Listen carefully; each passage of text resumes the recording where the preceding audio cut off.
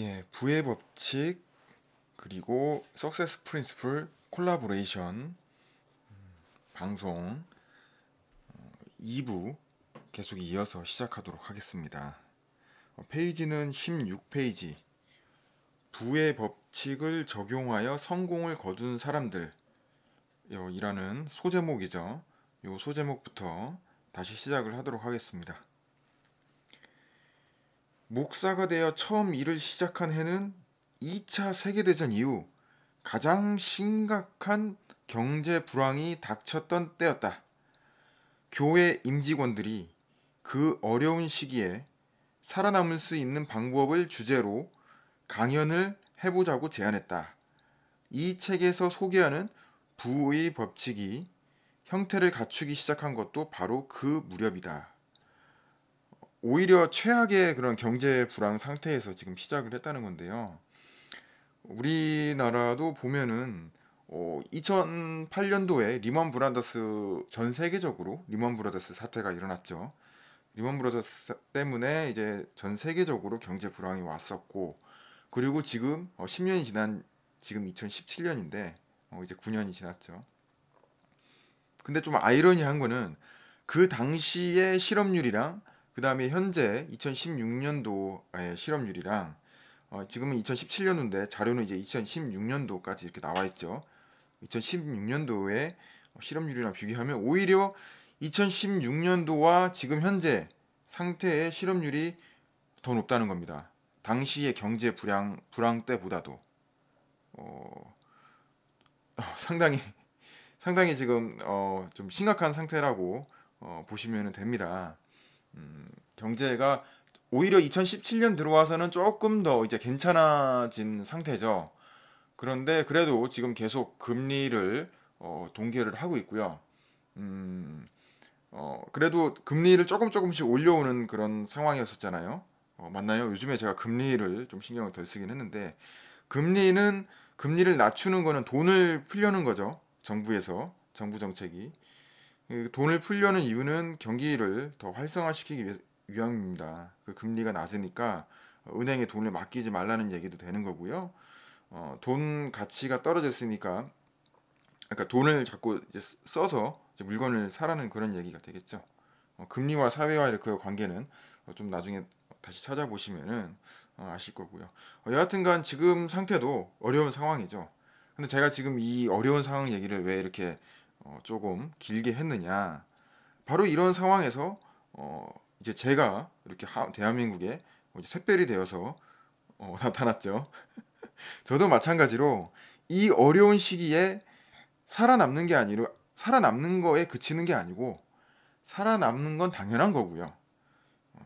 성공을 자신이 원하는 것을 이룰 수 있는, 원하는 것을 가질 수 있는, 내가 목표로 한 것을 달성할 수 있는 것을 한번 만들어 보자고 시작을 한 거죠. 굉장히 지금 제가 동질감을 느끼고 있습니다. 이 파트를 읽으면서.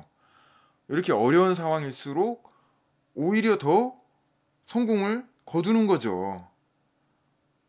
위기는 기회다. 그런 위기는 기회라는 것들을 이런 부의 법칙, 그다음에 석세스 프린시플로 오히려 위기를 기회로 만들어가는 거죠.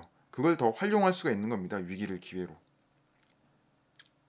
그러니까 많은 사람들이 더 힘들어하는 그런 상황이 될 수도 있는데 그런 상황들이 더 기회가 될 수가 있는 거죠.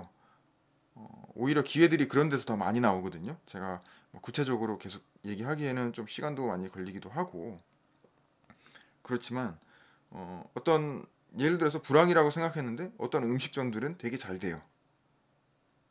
그런 것들 그리고 뭐 어떤 뭐, 뭐 지금 음식점만 생각이 나지만 뭐 여러 가지 것들이 그런 위기라서 오히려 더 잘 되는 그런 것들이 있어요. 내가 여기서 아까 나왔던 그런 생각을 하고 부의 마인드죠. 부의 마인드를 갖고 있으면 그런 기회와 정보들, 자원들, 사람 속의 인맥 이런 것들이 들어오는 겁니다. 이런 불황이라든가 경제 상황이 어려운 것들을 오히려 이용할 수도 있고 그런 것들이 더 득이 될 수 있도록 만들어주는 그런 것들이 들어오는 거죠.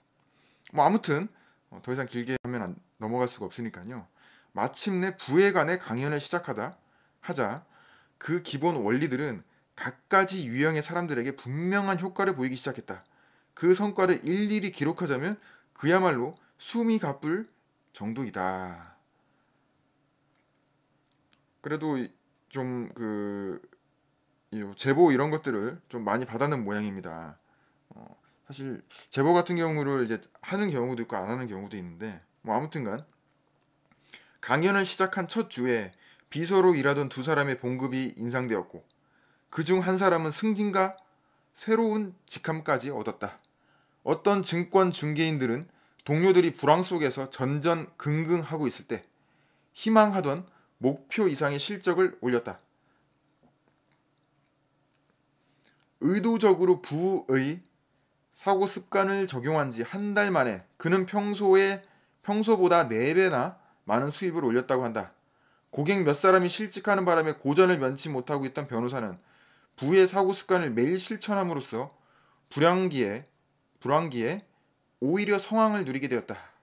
대형 백화점에서 판매원으로 일하던 어떤 여성은 동료들이 불경기를 탓하고 있을 때 의도적으로 부에 대해서만 생각하는 습관을 들였다.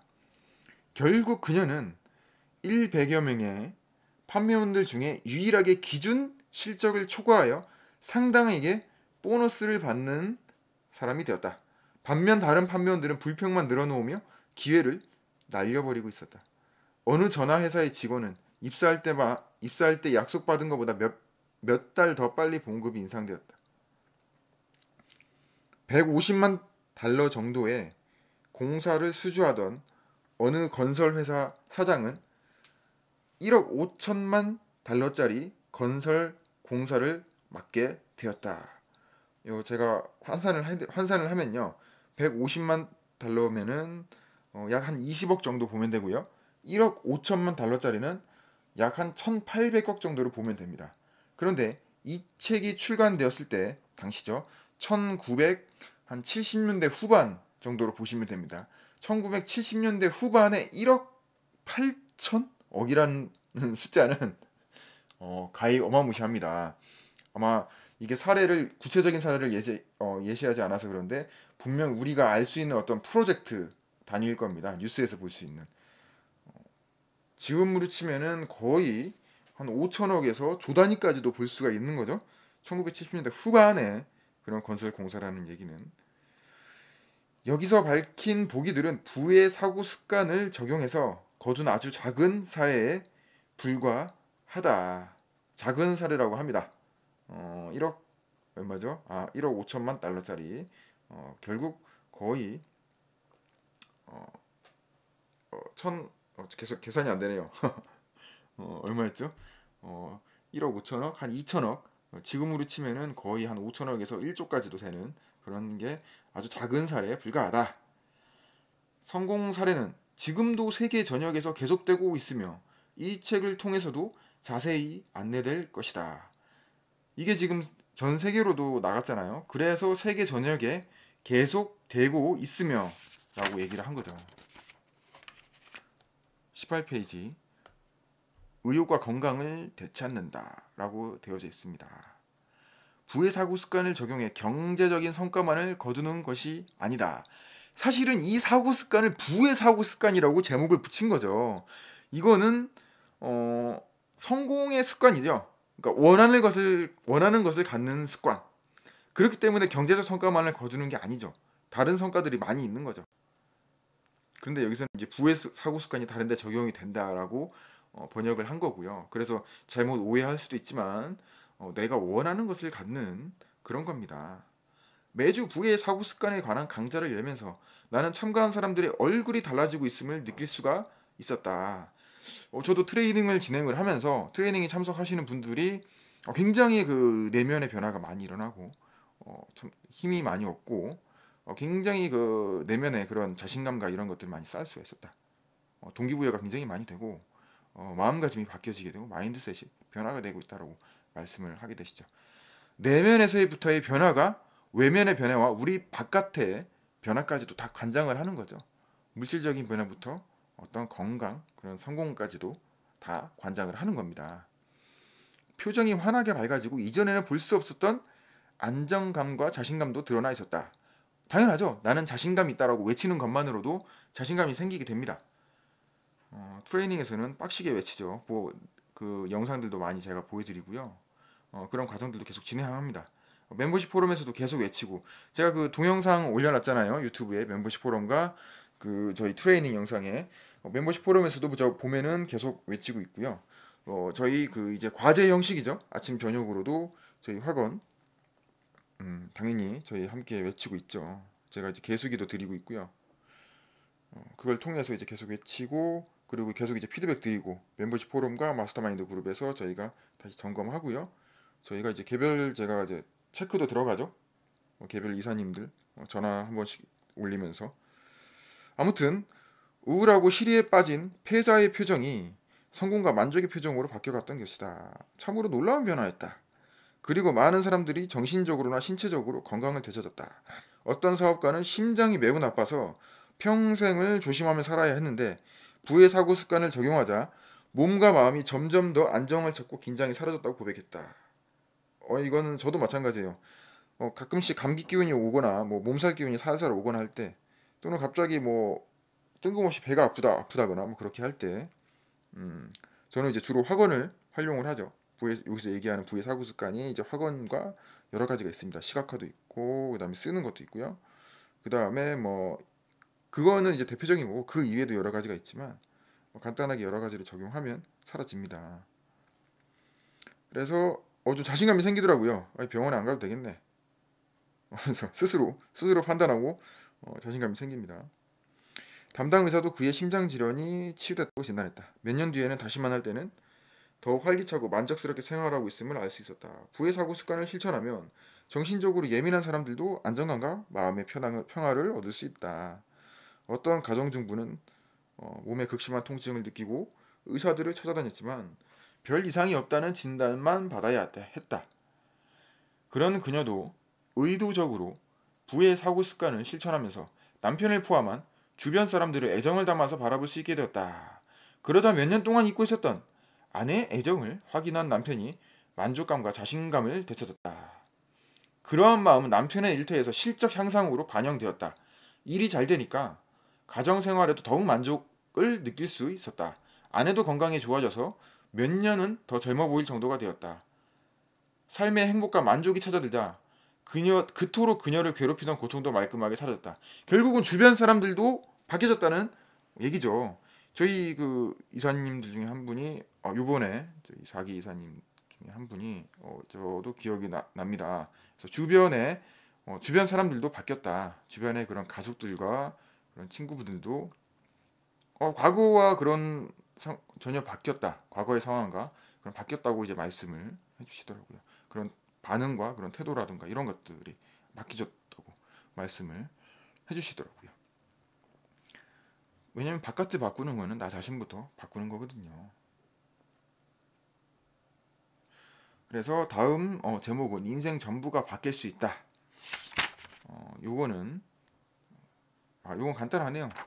제가 바로 이것도 읽고 마찬가지로 마치도록 하겠습니다.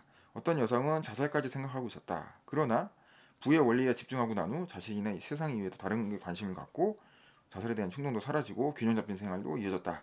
어떤 가정주부는 심각한 알코올 중독이었는데 부의 사고 습관을 실천하면서 새로운 희망을 찾고 극복을 했다. 알코올 중독을. 그리고 분노와 온갖 갈등이 사라지기 시작했고 술을 마시는 횟수도 점점 줄어들었다. 왜냐하면 분노와 갈등이 있어서 이제 술을 조금씩 마시기 시작한 게 이제 습관으로 변했던 거죠. 근데 이제 술이 필요가 없어진 거죠. 분노와 온갖 갈등이 사라졌으니까요. 근본 원인이 사라졌으니까요. 근본을 치료한 거 아닙니까? 제가 거의 저희 트레이닝에 하는 것처럼 근본적으로 삶의 목적을 찾는 거 아닙니까? 삶의 목적에 따라서 목표를 설정하고 자기 원하는 것을 가져가는 거죠.